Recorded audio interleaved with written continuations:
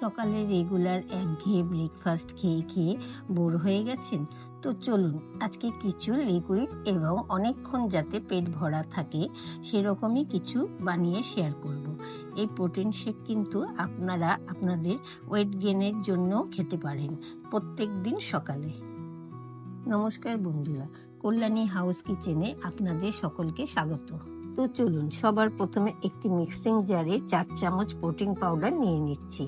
আমার মেয়ে এন্ডিওরা মার্কস এই পাউডারটি খায়, তাই ওকে এটি দিয়েই বানিয়ে দিচ্ছি। আপনারা আপনাদের নিজেদের পছন্দের প্রোটিন পাউডারও নিয়ে বানাতে পারেন। এরপর একটি কলা কেটে দিয়ে দিলাম, তার মধ্যে কটি কাজু বাদাম, আমন্ড আর কিশমিশ দিয়ে দিচ্ছি। এবার এতে 1 গ্লাস দুধ ঢেলে দিয়ে দিলাম আর এতে 1 চামচ পিনাট বাটার দিয়ে দিচ্ছি।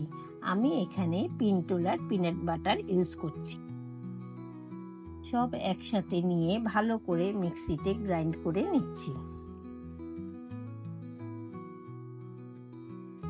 এবার একটি কাচের গ্লাসে ঢেলে সার্ভ করলেই রেডি প্রোটিন শেক। ভিডিওটি ভালো লেগে থাকলে অবশ্যই লাইক, কমেন্ট ও শেয়ার করে দেবেন আর আমার চ্যানেলটি সাবস্ক্রাইব করতে ভুলবেন না।